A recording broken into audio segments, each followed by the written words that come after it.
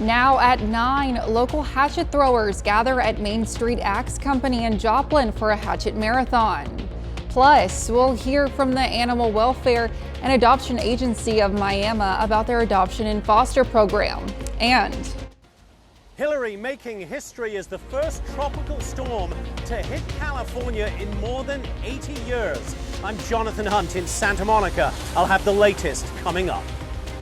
The 4 states' most watched news starts now. Thank you for joining us tonight. I'm Elise Noe. Pittsburgh police say a man is dead after an overnight shooting outside of a bar. It happened by Jimmy B's Bar at 202 North Locust Street around 1:15 this morning. The victim has been identified as 36-year-old Justin Krogan of Pittsburgh. Police believe the shooting was an isolated incident that may have stemmed from an argument. There's been no word on a suspect or of anyone in custody. However, they are asking for the public's help to identifying anyone in the photo of people that were at the bar. If you have any information, contact the Pittsburgh Police Department.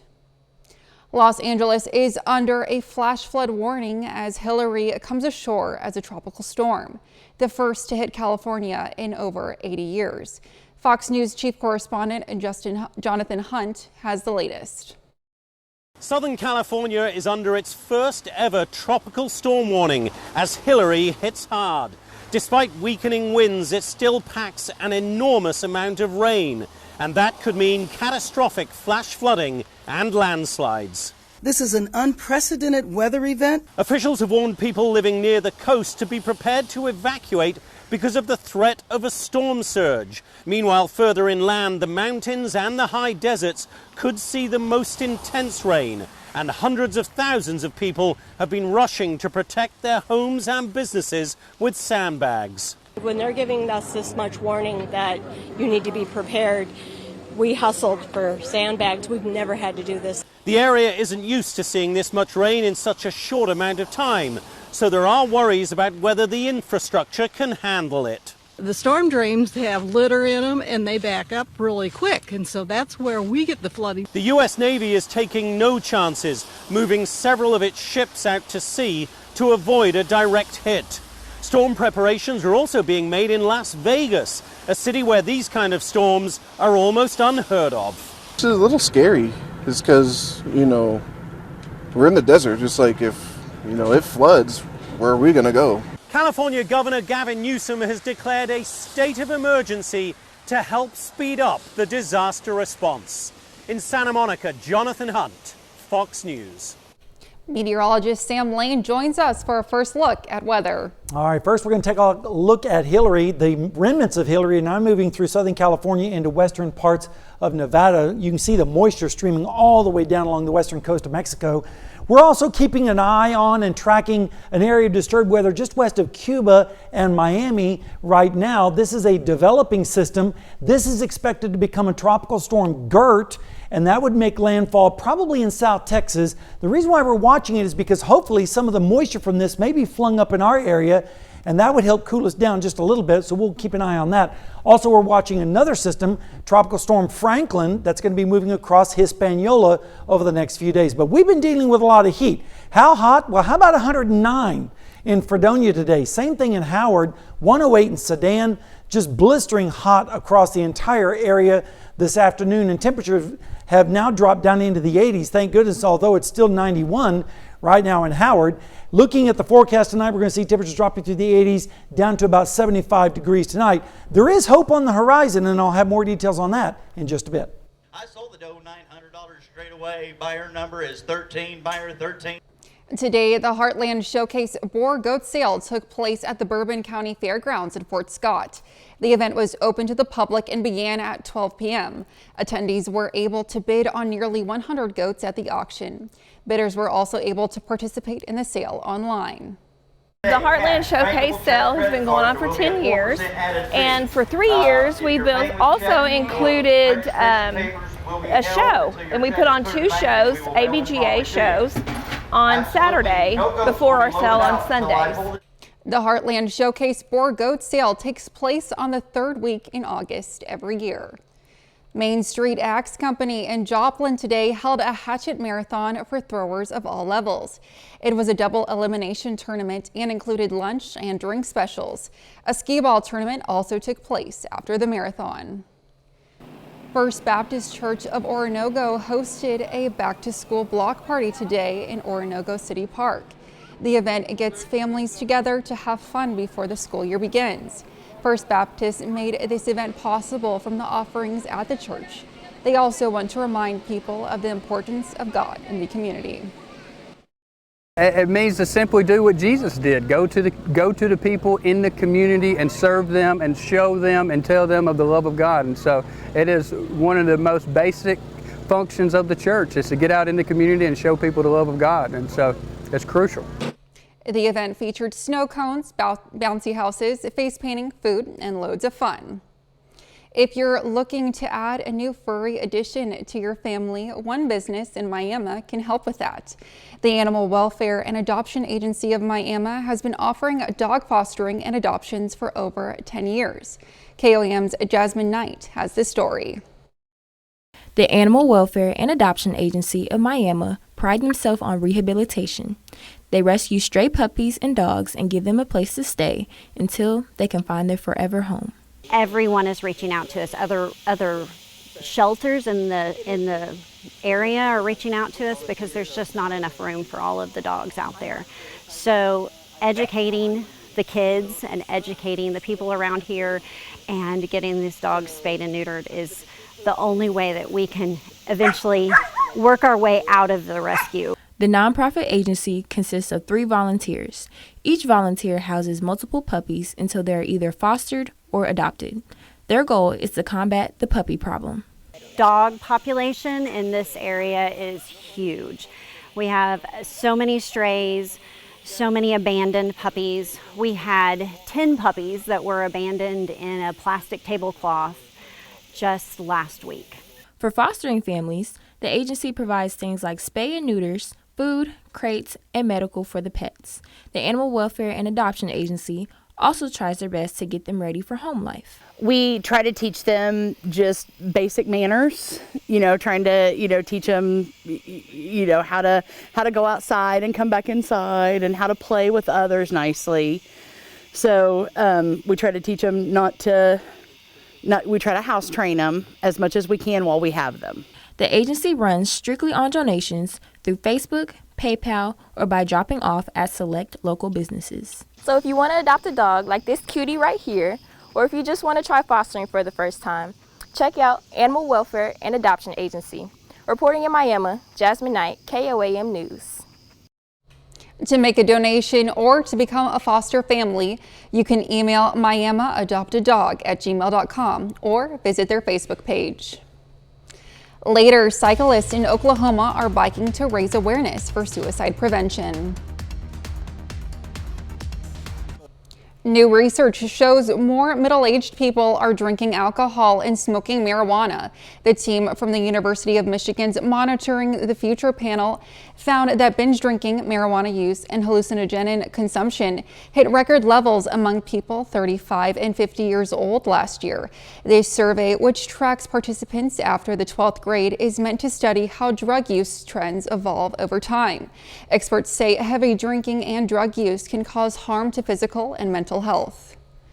The next time you see your neighbor, make sure to say hi. A new Gallup poll found that saying hi to the people who live around you can impact your overall well-being in a good way.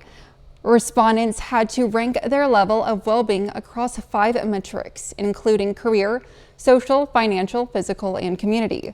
The survey found that people who reported saying hello to 0 neighbors scored 51.5 on the well-being index, while those who reported saying hello to 6 neighbors regularly scored 64.1 on the well-being index. Hundreds of cyclists in Oklahoma are riding to save lives. Fox's Alextra Mostrom has more. We are here at the Blazing Saddles Ride for Suicide Prevention. Bicyclists and organizers have been here all day preparing for this event. The event started at 7:30 in the morning with over 200 cyclists participating. The whole purpose of this event is to raise money for suicide awareness. Bill Titano is the founder of the organization Team Suicide Prevention. He helped organize the bike ride. As you know, Oklahoma is the leading state in domestic violence, and we're going to try and take that to the curb.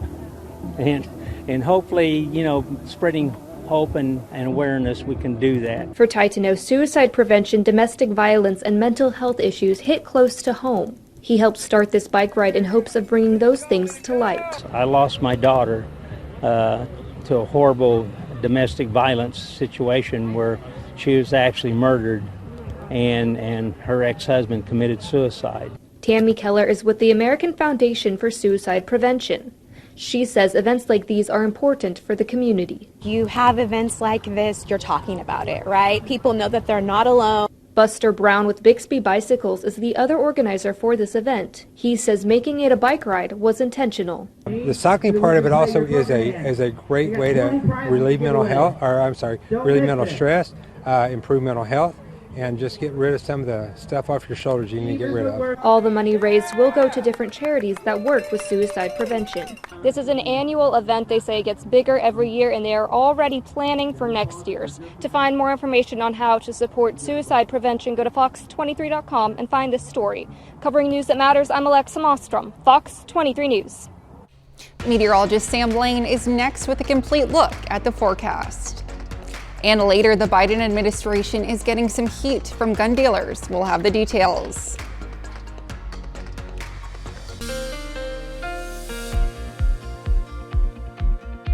Well, folks, the heat just continues to roll on across the area, with many places over 100 degrees, even 110 in many locations in southeastern Kansas. Let's start out this morning, though, when it was nice and cool in Seneca, Missouri at Indigo Sky Casino and Resort. And as that goes into motion, you can see in this afternoon, lots of sunshine and, of course, lots of heat down for those folks as well. This afternoon, we tied the record. We made it to 101, which was the record set back in 2003. We started out at 76, which, of course, was above the normal of 68. And we're getting more and more further behind on the rainfall. We're about 8 3/4 of an inch so far behind for the year. Over this summer, we've had several days of over 100 degrees, including today, and we're going to continue to add to that total as we go through the week. In fact, the excessive heat warning is in effect already for southwestern Missouri, southeastern Kansas until Wednesday, and that's probably going to be extended into Thursday. And then also an excessive heat warning is going to be issued for northeast Oklahoma and northwest Arkansas, and that will begin tomorrow at noon and will go until 8 o'clock tomorrow night, and probably will be reissued again on Tuesday. Right now, temperatures are at least in the 80s, 88 in Yates Center, though, for one of the warmest readings, 88 also in Miami, 85 in Anderson, and 83 cooler degrees over in Cassville. But when you factor in the dew point, it feels like 111 tomorrow, 113 in Pittsburgh, 112 in Fort Scott, just another brutal afternoon. And then as we go into Tuesday, you guessed it, more of the same. Temperatures feeling like 115, 116, even 116 there in Stockton and Nevada, and also down in Anderson. So another very hot afternoon. So let's take a look at the heat safety tips. Take frequent breaks if you can. Limit your outdoor activities. Wear light colored and lightweight clothing. And be sure to check on the elderly and the pets, as they are more susceptible to the heat conditions. Rainfall chances are going to be pretty close to zero over the next 36 hours, and it's all because of this big ridge of high pressure that's basically sitting right over us. And as it continues to meander around over a few days, the heat's going to continue. But notice, as we go through the rest of the week, it's going to start to retreat a little bit back towards the west, and that's going to open up the door of opportunity for more clouds and moisture and cooler temperatures. So there is hope on the horizon. But temperatures tonight are going to be in the mid-70s, and then tomorrow, another brutal day as far as temperatures go, right around 100 degrees across the entire area. Low 100s out towards the west. And then as we go into Tuesday morning, again, mild with lows in the 70s.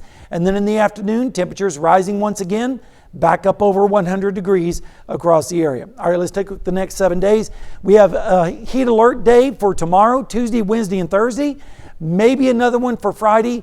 But then, Elise, as we head into next weekend, cooler temperatures and a slight chance of showers. And then we get back to normal early part of next week. Would be great to see some rain next weekend. Yeah, absolutely, it would be. Thanks, Sam. Coming up, a popular chicken chain is offering scholarships for their employees. And a former inmate turned chef is whipping up some unique cuisine. A northeastern state could see large businesses move to a 4-day work week if a bill wins passage. Pennsylvania State Representative Ronnie Green says she will introduce legislation next week that would require businesses of 500 or more to move to a 4-day work week without a reduction in pay. Green says societal needs have shifted since 1938, when a 4 hours a week work schedule was adopted. Green also says research shows productivity doesn't drop with shorter weeks, and families could use the time for personal responsibilities and better mental health. Well, Chick-fil-A is helping take a big bite out of college debt and affordability for its workers and non-workers as well. They are giving out 2 kinds of scholarships for civic-minded Chick-fil-A workers.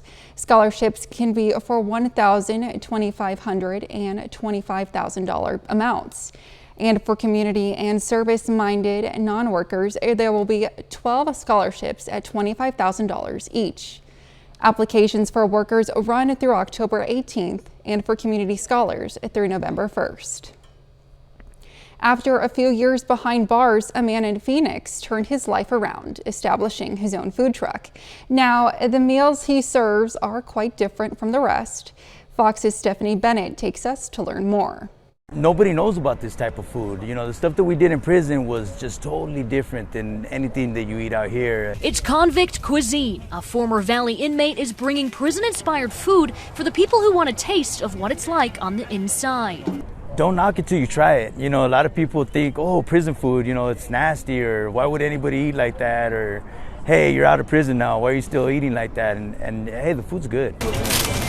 John Avila, owner of Prison Pies, came up with the idea while serving 2.5 years behind bars. He says he had to get creative with his limited jail snacks. After he was released, he made his dream a reality. We officially started in 2020. All the restaurants were closed and food trucks were everywhere, so I just figured that was the right time to, you know, to get our name out there and start the business. Within a couple weeks, you know, the first few people that started trying it, they started talking about it, and then after that, everybody just loved the food. His company now has quite the following on social media, and the unique food combinations keeps bringing customers back. We make prison-style tamales, and those tamales are made out of Doritos. The masa is made out of Doritos.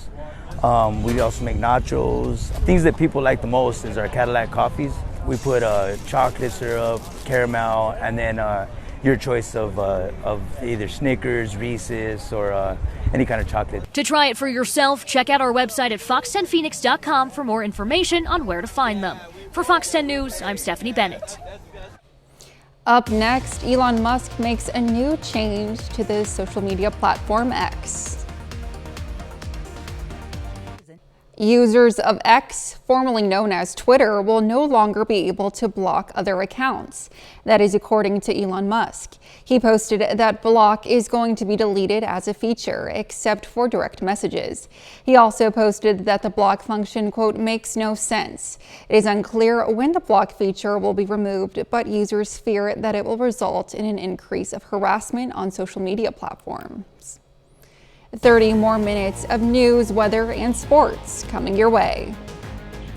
Coming up, new details on the Idaho murders trial. President Biden is facing new criticism over reports that he used multiple aliases and secret email addresses to communicate with his son Hunter back when he was vice president and Hunter was doing business in Ukraine. Fox News correspondent Alexandria Hoff has this story.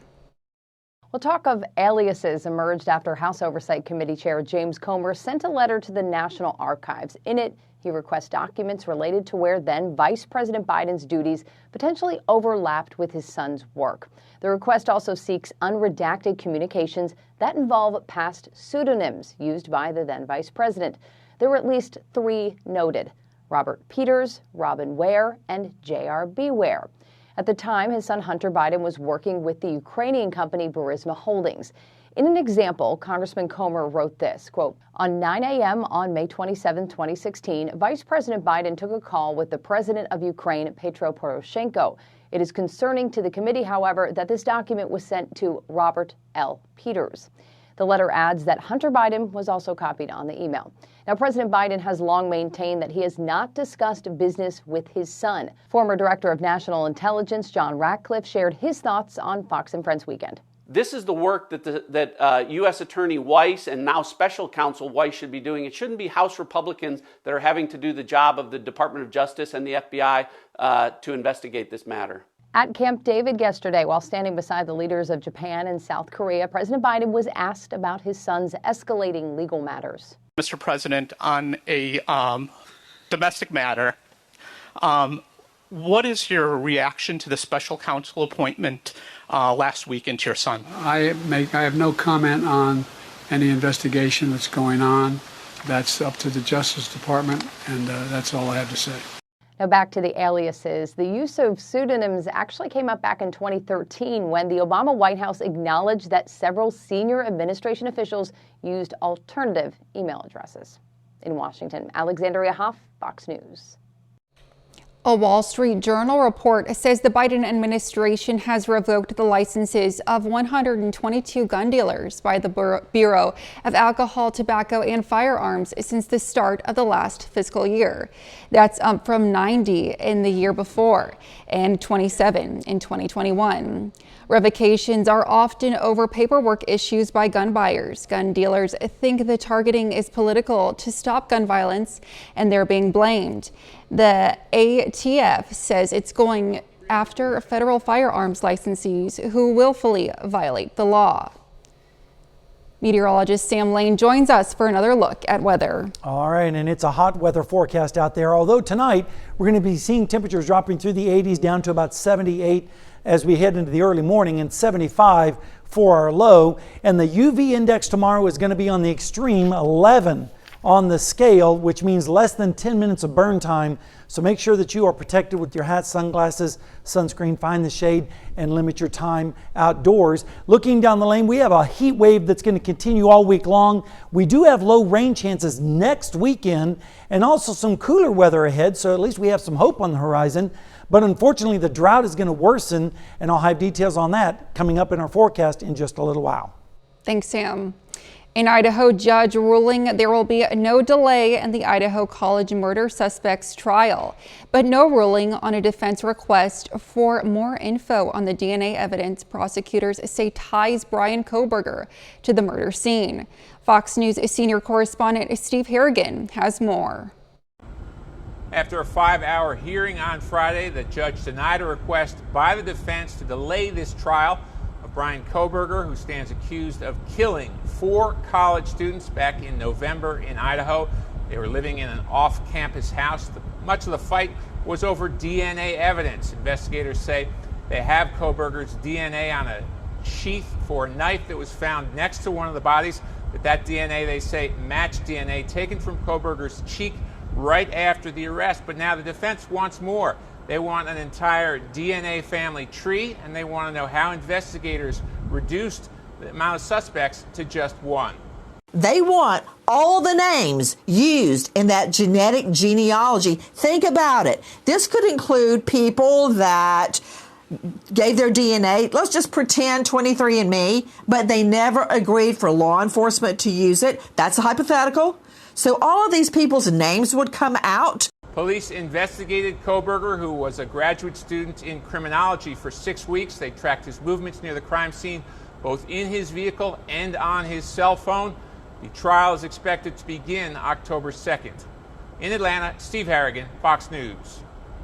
Still ahead, Missouri Southern football coach gets a surprise visit from Missouri state senators. Brock Baldridge has that story in sports. And a New Jersey judge grants an injunction that will prohibit transgender school policies.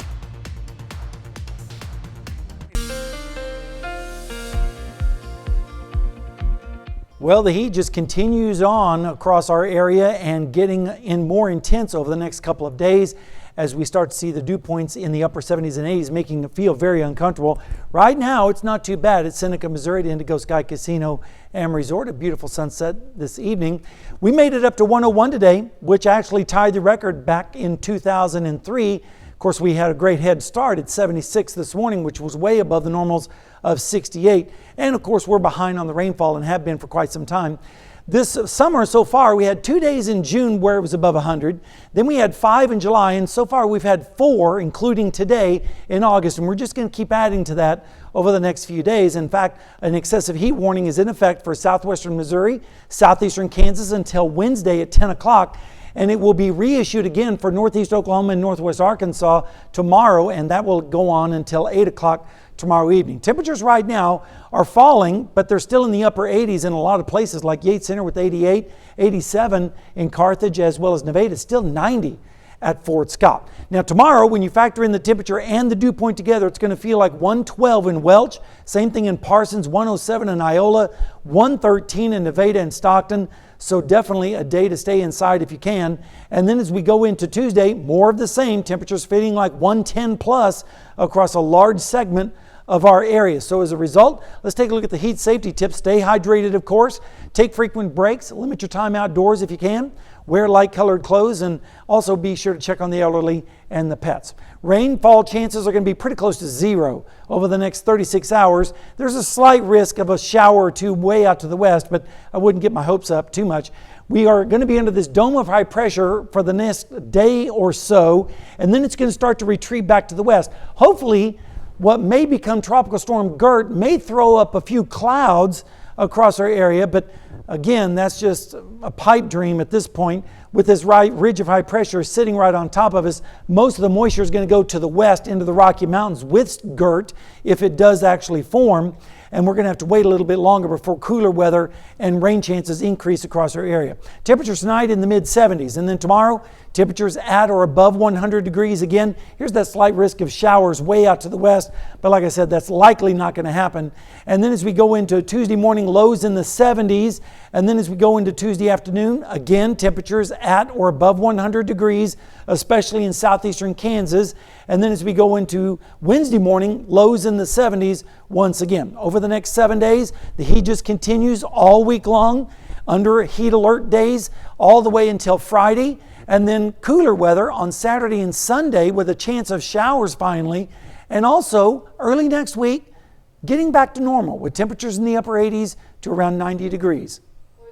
Hot one today. I almost couldn't believe it, but I'm looking forward to those lower temperatures. Yeah, it's oppressive out there, so stay hydrated. Absolutely.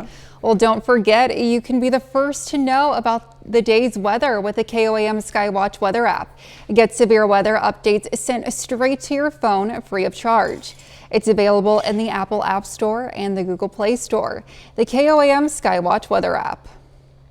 Coming up in sports, Pittsburgh State's Cordell Tinch competes in the first round of the World Championships in Budapest, Hungary. Plus, Missouri Southern football head coach Atiba Bradley gets a surprise visit from Missouri State Senators. Brock Baldridge has the story next in sports.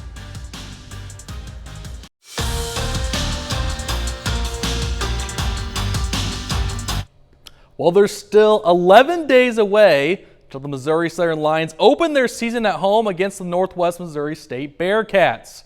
Lions head coach Atiba Bradley had quite the surprise from his family and even local politicians during his team meeting on Sunday night. Members of the media were invited to the event as Missouri State Senator Jill Carter arrived to present a resolution to the Lions head coach Atiba Bradley. The coach's family was there to see him accept the resolution for his significant accomplishments as an African-American head coach in the state of Missouri. The plaque he received is an honor by all members of the Missouri Senate. It is also notable because Bradley is the only African-American college football head coach in the state of Missouri. To get acknowledged at this level, it means a lot. You know, it means a lot because I care a lot about our community. I care a lot about the people of Joplin and the 4 states, and it means a lot. These young men that I coach, these are the reason I do it. I just seeing their faces light up when they have successes in life, in the classroom, on the football field, that's the reward I get to see every day. And so, whether it took a year, 2 years, 10 years, it doesn't matter. I get a reward every day I come to work. The Missouri Southern Lions softball team was out on the diamond Sunday morning, and no, they weren't playing, but the Lions hosted their yard game fundraiser. Softball fans and MSSU supporters got out on the field playing your typical backyard games like croquet, mini golf, and even cornhole. Some of the games got creative as student athletes got to set up their own game stations. The event even held a private auction. The softball team wanted to use this opportunity to connect with the community, raise money, and even bond as a team. Getting people together and bringing families together and everybody being able to meet our new team. It's a lot of really good people within our program, and anytime you can get all of them together, it's always a good time. Secondly, it's to raise money for our program. It's the yard game fundraiser, so trying to have some fun out here but also raise some money. When you put people in a new situation, it's always uncomfortable at the beginning, but then when they come, like at the end of today, you're going to see real sides of people, and it's something that I value. Pittsburgh State's Cordell Tinch has accomplished just about everything you can do as a track runner at the collegiate level. The amazing journey for Tinch continues. Now Tinch is set to showcase what he can do at the World Championships in Budapest, Hungary. Tinch is now headed to the semifinals of the men's 110-meter hurdles. Tinch didn't have his best time with 13.49 seconds. He finished in 4th place with his heat on Sunday morning, but still good enough to move on to the semis. Tinch is set for his next race on Monday afternoon at 1:05 p.m. Central Local Time. The Kansas City Chiefs come off of a big night in Arizona, and no, not quite like the night they had in Arizona 6 months ago, but the Chiefs were able to pick up their first win of the preseason after a 38-10 win over the Arizona Cardinals. He's glad he got in there and got some work done, and was able to get the offense in the end zone there. So that's a positive. I thought the offensive line did a nice job for him. The receivers, we had a lot of guys catch the ball, which is positive. Yeah, I mean, I was telling y'all back in OTAs, I could see the talent. I mean, 1 through 9, 10. I mean, like we had guys throughout the entire roster that were making plays, and you saw guys that kind of went down with injuries that didn't get to play this week, that made plays last week, and you saw other guys just step right in and make plays. The Kansas City Royals and the St. Louis Cardinals are still limping their way through the regular season. Kansas City is finishing the series with Chicago, as for St. Louis, they wrap things up with New York. St. Louis takes care of business against the Mets. The Cardinals have snapped that 4-game losing streak after their 7-3 win over New York. Paul Goldschmidt was great on Sunday afternoon as he goes 3 for 5 with a 2-run homer and 3 RBIs. St. Louis is back at it Monday night in Pittsburgh, Pennsylvania. Royals versus Cubs in Wrigley Field for their series finale. The Royals almost completed the comeback, but they fall just short. The Royals lose the series as the Cubs defeat the Royals 4-3. However, Michael Garcia had a pinch hit RBI double. Royals head west to Oakland for a 3-game series with the A's. That'll be it with sports. We'll be right back with more news right after this. A New Jersey judge temporarily blocked 3 school districts from implementing policies requiring parental notification if a child changes gender identities. The decision is seen as a blow to school boards and parents who have been fighting for parental rights. Fox News correspondent CB Cotton has that story.